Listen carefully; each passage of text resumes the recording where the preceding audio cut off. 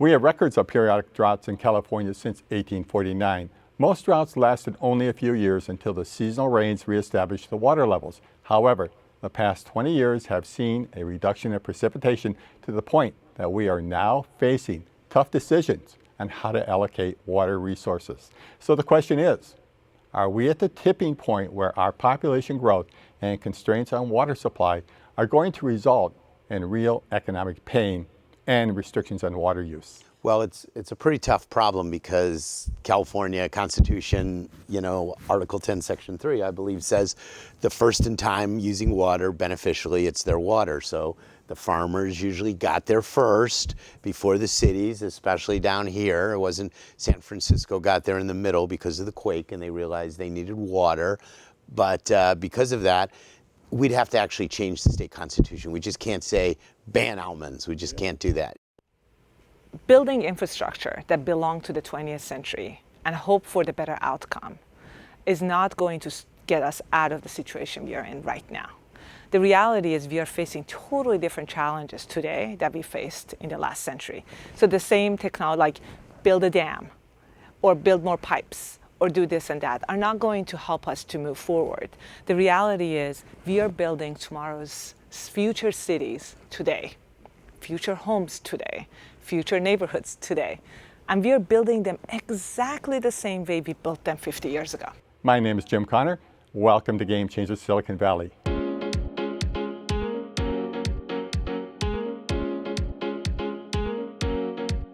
Today's show is about the current drought conditions in the western United States. My guests are Gary Kremen, Board Director at the Santa Clara Water District, and Newsha Ajami, the Chief Strategic Development Officer for Research in the Earth and Environmental Sciences area at the Lawrence Berkeley National Lab. Newsha and Gary, welcome to the show. Gary, you've been a successful entrepreneur and startup investor for that matter. You were elected to the Santa Clara Water Board. I have the impression that you have become a crusader for better water management.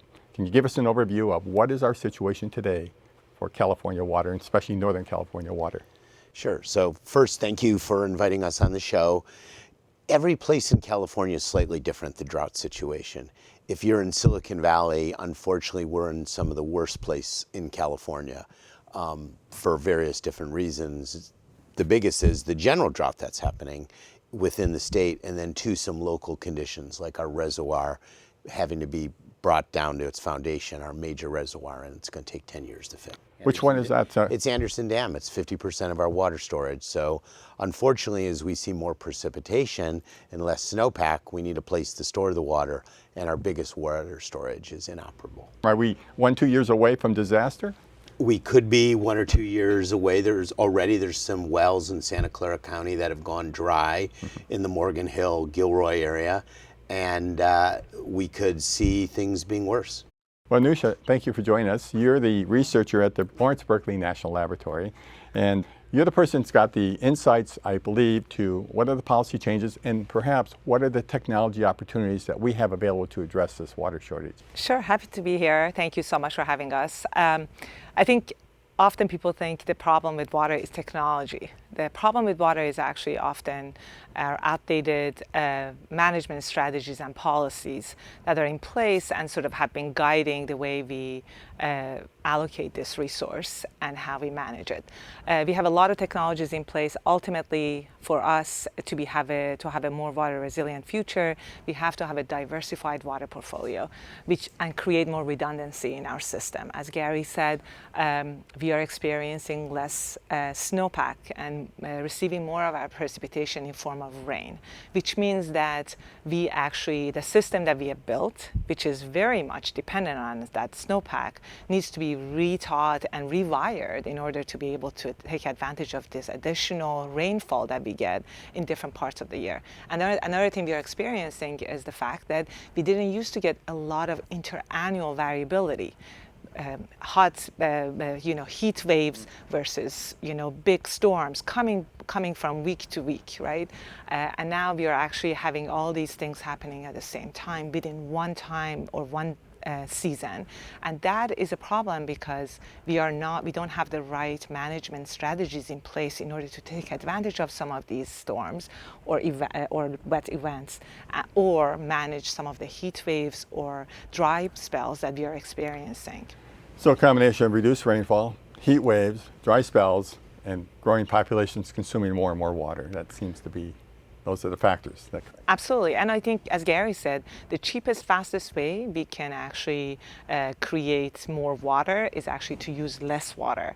And we actually use a lot of our water outdoors. About 50% of our water is used outdoors, which means that there's a lot of space there to actually reduce water use. For example, a lot of the water that we use is for spaces that we don't necessarily depend on. For example, you might not ever go to your backyard every day to hang out on your lawn, but it's there. Front lawns are not used really often. They're basically there for beauty and to kind of create aesthetic sort of setting.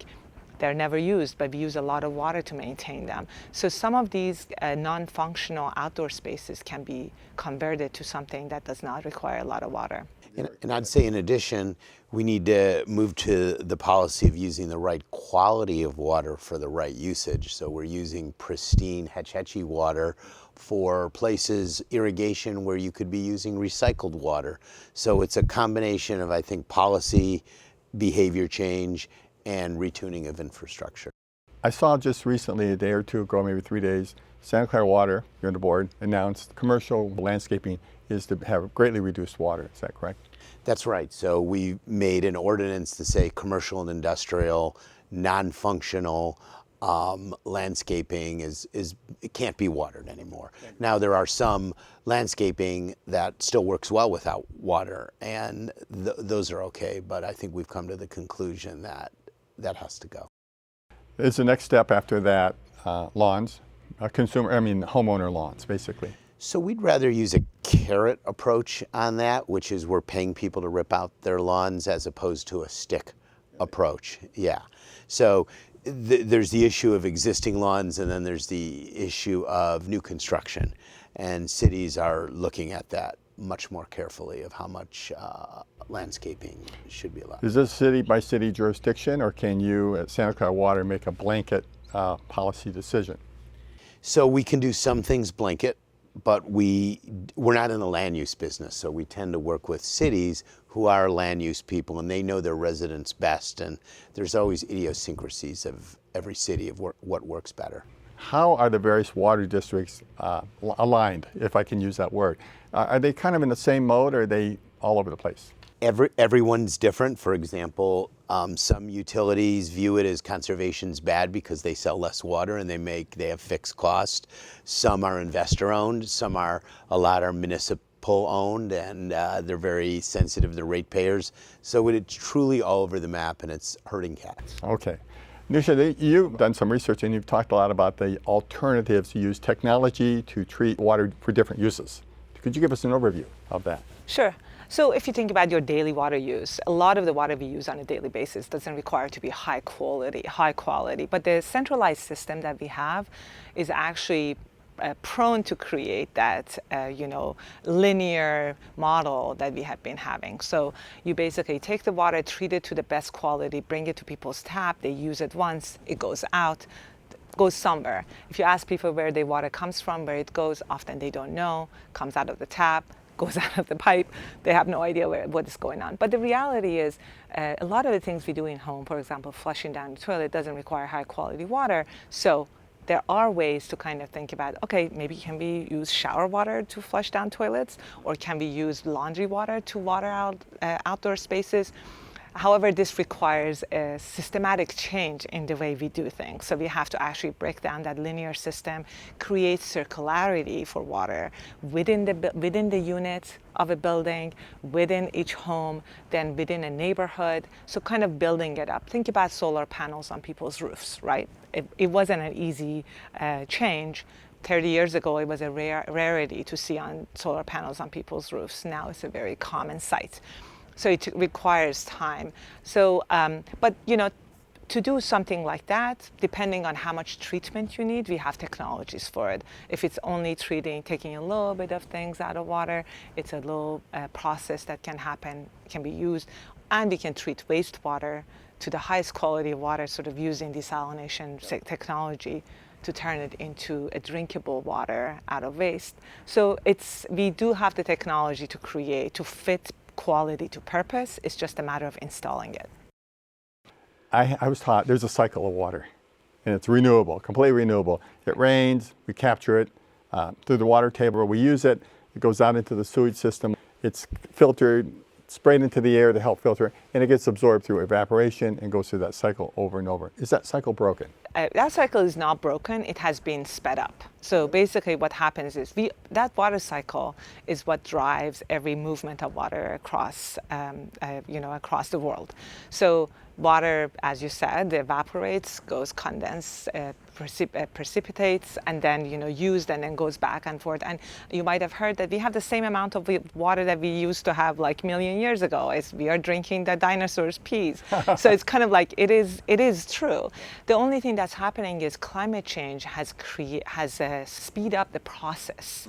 So we get more rain or less rain depending on where these things is happening. So it has sort of changed the pattern of the water cycle. So a lot of people in the conversations I've had have alluded that desalination plants are one of the primary answers. Gary, maybe you can give us a quick overview of, will desalination address the current water crisis? So desalination will not address all water crises. Why is that? Because there's many places, for example, in the Central Valley or even in Santa Clara County, where we're too far away from the ocean. That's number one. Number two is there's a high power requirement, even if you're on the ocean, so you have to have extra power in the grid, which you do during some areas of the daytime. You have that. Three, it is pretty expensive because salt water has a lot of salt in it. It's better to do recycled water, makes it easier. That said, there are use cases where it works well, like in a Santa Barbara case, where they're pretty far away from other water sources. You mentioned one desalination plant we have in California, just one at this time? I think that's the big desal plant we have, which is in Carlsbad, which is near San Diego. Are they pretty happy with the results, do you think? Well, it depends where you are, I mean, and your political orientation, but it produces distilled water quality. It's expensive. So I read another article, Newsha, I'll go to you, that China is having a terrible drought also. Heat waves, drought, and that they are attempting to seed the clouds to cause rain to take place. Is that a viable, realistic technology? I would say for many, many years, different countries have been trying to use that as a way of handling dry spells or droughts, and none of it has paid off. So I would say I don't think it's so necessarily is viable. The challenge is if you seed the clouds, it's not necessarily going to rain where you are seeding it. It may actually move and go rain somewhere else. So it is a little bit unpredictable, and again, has not necessarily led to positive results in any. In a typical United States, the reason people don't do it is liability. They're worried they'll seed clouds, cause a flood, someone will get killed and they'll get sued. Oh, really? And really, so in China where they don't have issues like that, they don't care. They can get transmission done, which we can't get done, because they'll just move the people, or the Three Gorges Dam done, they'll just move the people. We don't do it like that. They don't necessarily have a very strict regulations. Or environmental consciousness. There is no CEQA there. Yes. And that has actually worked positively for us. But eventually, I think, look, every country at some point, after they have gone through their growth, will have to go back and look and see how different decisions that they have made impacted their environment, because we all depend on the environment, right?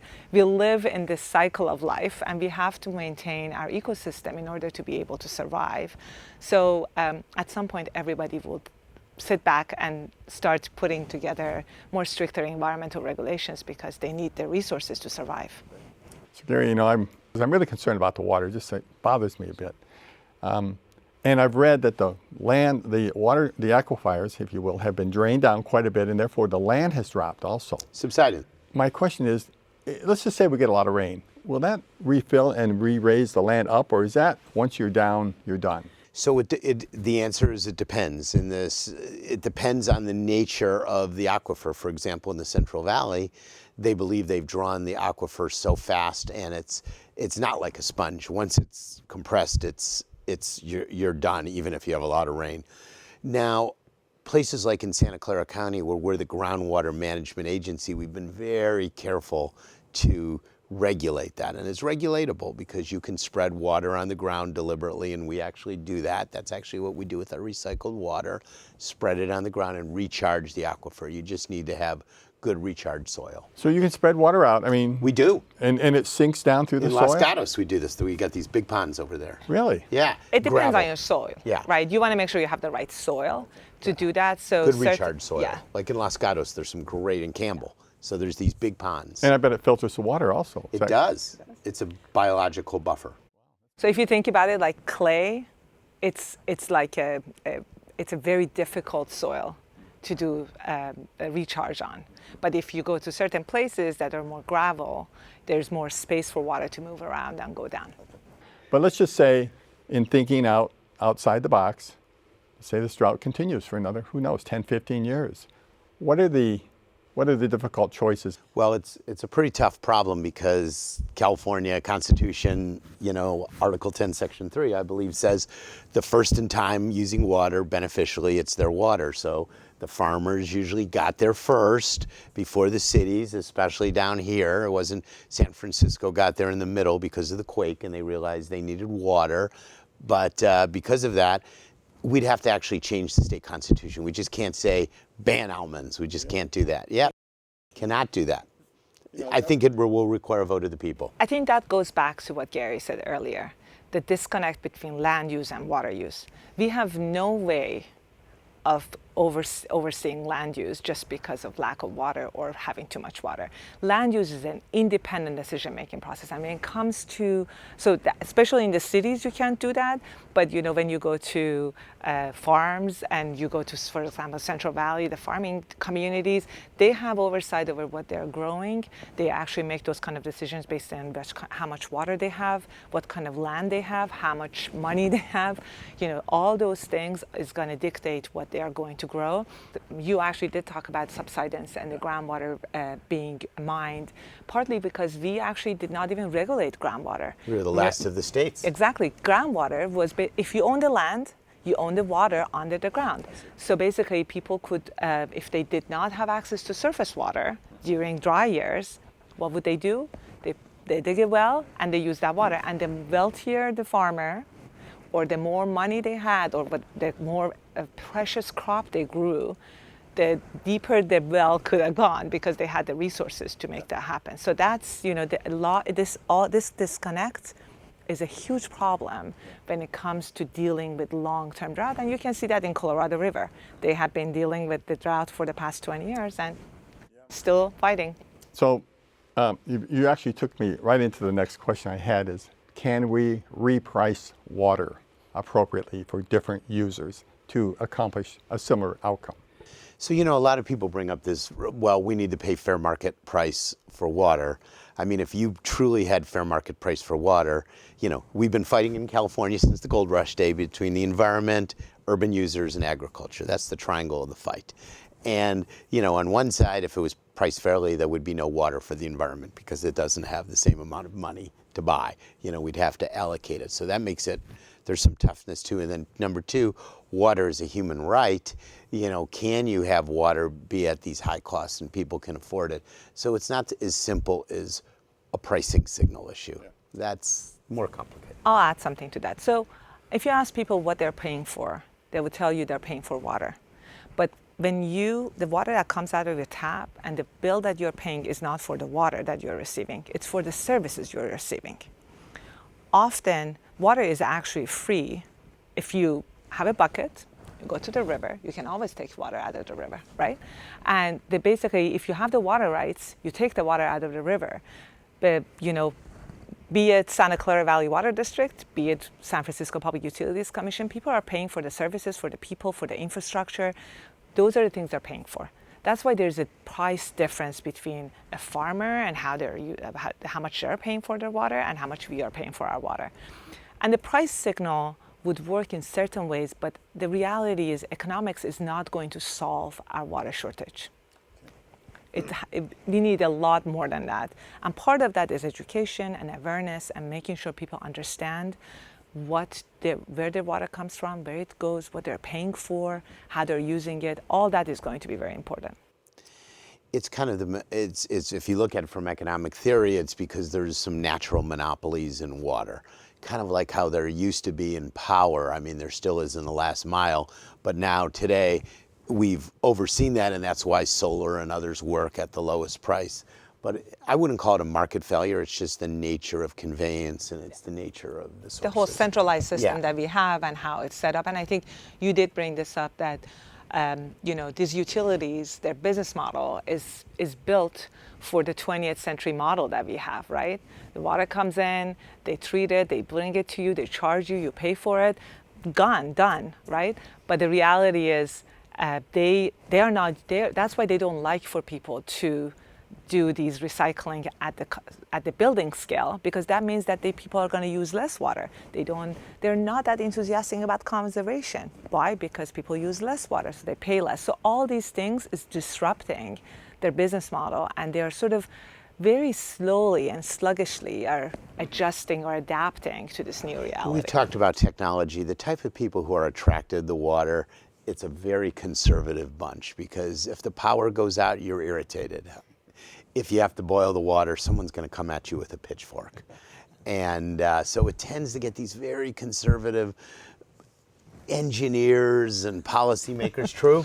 True. You go to these water events and you're like, oh my God. And also water is always and it is a public health issue. So people are very, very cautious and conscious about how they're doing things. And I think, to Gary's point, is an industry that is not has never been super excited about innovation.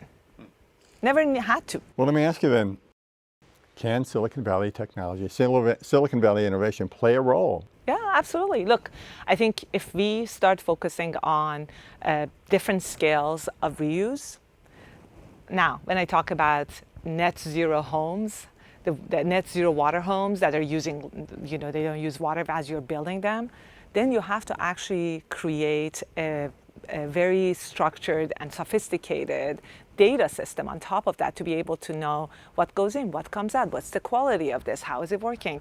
The fact that we don't have smart meters in everywhere to track how much water people use, where they use it, how they use it. The fact that you don't have Nest for water, the fact that your phone is not, reminding my child who spends hours or long minutes in the shower. Long minutes, yeah. Long minutes in the shower. Those things are technologies that are primed to be used in the water sector, but hasn't been penetrating as fast as they should. Yeah, so, when we think of technologies, ones around conservation sometimes do work. You do see some automatic meter infrastructure plays, especially leak detection. Insurance companies want to see leak detection so there's not problems. Or behavioral economic usage, like WaterSmart, a company I was involved in. But it's not the same as in the power industry, let's say, which is a much more robust entrepreneurial ecosystem. But one thing I would say for that is we did a study a couple of years ago, and we looked at the power sector and compared power sector to the energy sector to the water sector. And what you see is the policy changes and incentive market that was created and financial market that was created for the power sector really helped for them to transition to become an innovative sort of sector. We in the water sector, we have not had that. And I think at the beginning, we started with this. It's not just about the technologies, it's about creating space for these technologies to have a place. And that comes with policy change, regulatory drivers, and financial incentives. And none of those have been as prominent in the water sector as has been in the power sector. Yeah, it's kind of the old thing of politics drives policy, which drives regulation, which drives market design, which drives probably what technology to solve the problems. One quick thing I would say is we have to actually think about water as a way of all getting together and working together and moving forward. Good start. And Yeah, no, I'd like that, but it has been viewed, because we've been fighting about it for so long. Well, you're in the arena where the fight is taking place. Yes. So I give you that. You have a different experience. The fight between the environmental, or we don't need any more people living here, not in my backyard, versus. And they're not the same. Environmental people and no people in my backyards are not. It's a political fight at the end of the day, who gets the resource, because it can be changed. It's in the state constitution, but it can be changed. One thing I would say there is building infrastructure that belong to the 20th century and hope for the better outcome is not going to get us out of the situation we are in right now. The reality is we are facing totally different challenges today that we faced in the last century. So the same technology, like build a dam, or build more pipes, or do this and that, are not going to help us to move forward. The reality is we are building tomorrow's future cities today, future homes today, future neighborhoods today. And we are building them exactly the same way we built them 50 years ago. Good point. Good point that we are bringing forward obsolete solutions that have been disproven to be applicable today. Is that right? Okay? I mean, they worked 50 years ago. They were appropriate. It's like as if you say, if I give you an option, if I give you something to go and buy a car that was built in 1960s, would you do that? No, because the technology is not there. People are not even using dialed phones anymore, and they were so common, right? So the idea is we have to actually be forward thinking, and the problem is the sort of the setting that we have and the institutions that we have and the policies we have is sort of pulling us back in some cases and not letting us to move forward. Well, you guys have been absolutely fantastic.